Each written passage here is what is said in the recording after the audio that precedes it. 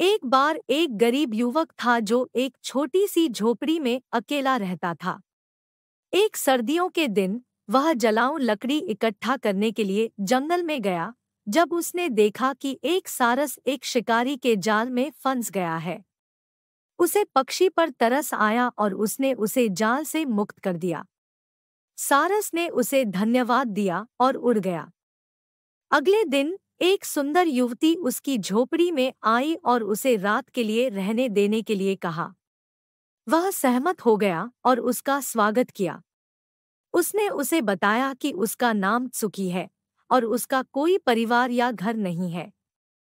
युवक को उस पर दया आ गई और उसने उसे जब तक वह चाहे अपने साथ रहने की पेशकश की। उसने स्वीकार किया और उसे धन्यवाद दिया। उन्हें जल्द ही प्यार हो गया और उन्होंने शादी कर ली। वे एक साथ बहुत खुश थे, लेकिन वे अभी भी गरीब थे। सुकी ने अपने पति से कहा कि वह एक अच्छा कपड़ा बुन सकती है जो उच्च कीमत पर बिकेगा, लेकिन उसने उससे कहा कि वह उस कमरे में न देखे जहां वह काम करती है। वह मान गया और उसे एक करघा और कुछ रेशमी धागे दिए। सुकी ने खुद को कमरे में बंद कर लिया और बुनाई करने लगी। उसने दिन-रात काम किया, बिना खाए या आराम किए। उसका पति चिंतित और जिज्ञासु हो गया, लेकिन उसने अपना वादा निभाया और अंदर नहीं झांका। 7 दिन के बाद वह चंद्रमा के समान चमकने वाला एक सुंदर वस्त्र लेकर कमरे से बाहर निकली।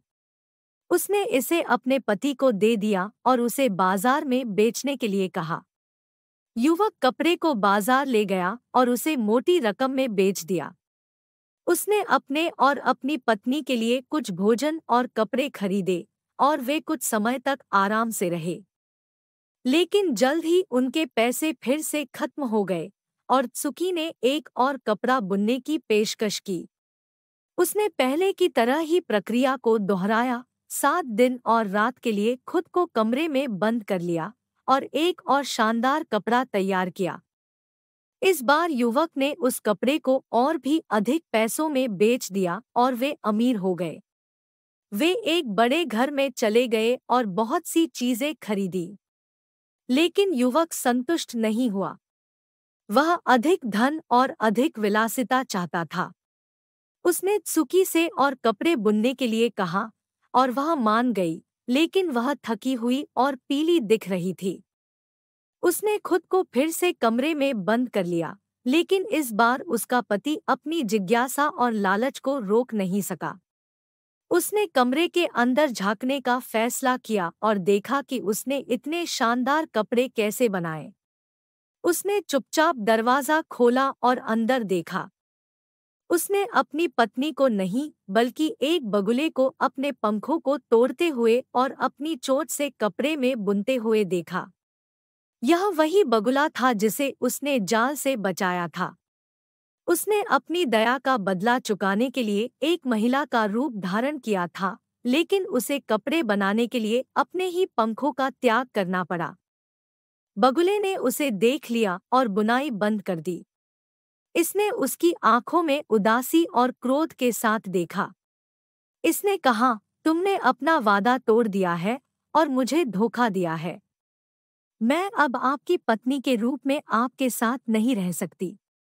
फिर वह फिर से एक बगुले में बदल गई और खिड़की से बाहर उड़ गई।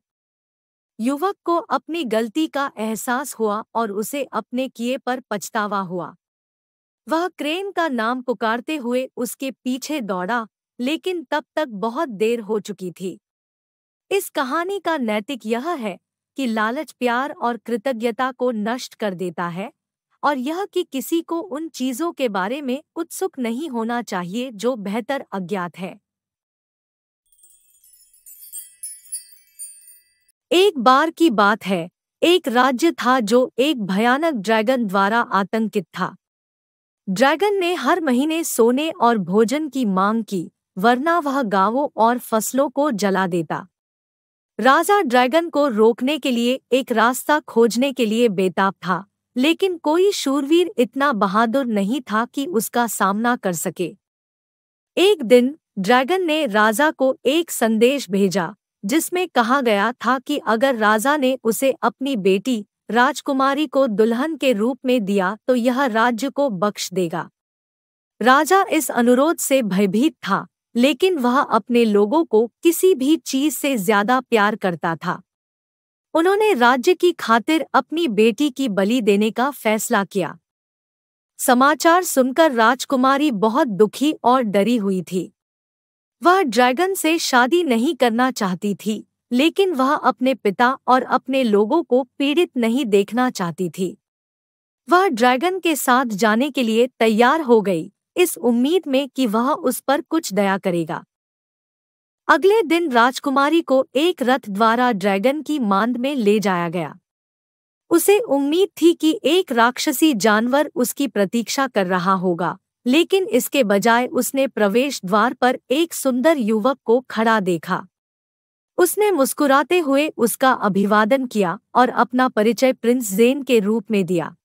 उसने बताया कि जब वह बच्चा था तब उसे एक चुड़ैल ने श्राप दिया था। वह हर रात एक ड्रैगन में बदल जाता था और केवल सच्चा प्यार ही जादू को तोड़ सकता था। उसने कहा कि वह कई सालों से अपने सच्चे प्यार की तलाश कर रहा था। उसने कहा कि उसे उम्मीद है कि राजकुमारी उसके अभिशाप को तोड़ सकती है। राजकुमारी उसकी कहानी से हैरान और भ्रमित थी। उसे उसके लिए खेद हुआ, लेकिन उसे गुस्सा भी आया कि उसने उसके लोगों को इतना दर्द और भय दिया है।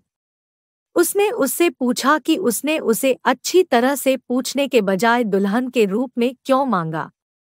उसने कहा कि उसे डर था कि अगर वह उसका रहस्य जानती है तो वह उसे अस्वीकार कर देगी। उसने कहा कि वह अपने असली स्वभाव को प्रकट करने से पहले उसे अपने प्यार में पड़ना चाहता था। उसने कहा कि वह उससे पहली नज़र में प्यार करता है और वह उसे या किसी और को फिर कभी चोट नहीं पहुंचाएगा। राजकुमारी को नहीं पता था कि वह क्या सोचे या महसूस करे। उसने उसे एक मौका देने का फैसला किया और देखा कि क्या वह सच कह रहा है।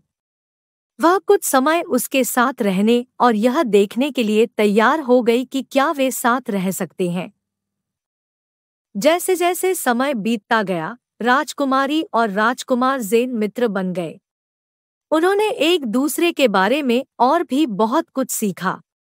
खजानों और अजूबों से भरी मांद की खोजबीन करने में भी उन्हें मजा आया। राजकुमारी राजकुमार ज़ेन को एक दयालु और सज्जन व्यक्ति के रूप में देखने लगी, जिसने अपने जीवन में बहुत कुछ सहा था। वह भी उसे एक दोस्त से ज्यादा देखने लगी। जब भी वह उसे देखता या उसका हाथ छूता तो उसके दिल में एक गर्माहट महसूस होती। उसे एहसास हुआ कि उसे उससे प्यार हो रहा है। एक रात उसने उसे यह बताने का फैसला किया कि उसे कैसा लगा। वह अपने कमरे में गई, जहां वह अपने बिस्तर पर सो रहा था। उसने धीरे से उसके गाल पर चूमा और उसके कान में फुसफुसाई, मैं तुमसे प्यार करता हूँ, ज़ेन। जैसे ही उसने ये शब्द कहे, कुछ जादुई हुआ। एक चमकदार रोशनी ने उन्हें घेर लिया और प्रिंस ज़ेन अपने मानवीय रूप में बदल गए। उसने अपनी आंखें खोली और देखा कि राजकुमारी उसे देखकर मुस्कुरा रही है। उसने उसे गले लगाया और अपने अभिशाप को तोड़ने के लिए उसे धन्यवाद दिया।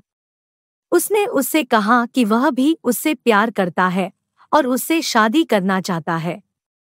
अगले दिन वे एक साथ राज्य लौट आए।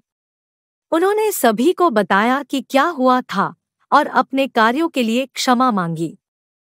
उन्हें सुखी और श्राप से मुक्त देखकर राजा और प्रजा बहुत प्रसन्न हुए। उन्होंने अपनी शादी से बहुत खुशी और कृतज्ञता के साथ मनाया। वे देश के राजा और रानी के रूप में हमेशा खुशी से रहते थे। इस कहानी की शिक्षा यह है, किसी को उसके रूप या प्रतिष्ठा से मत आंकिए। हर कोई प्यार करने का मौका पाने का हकदार है कि वह कौन है।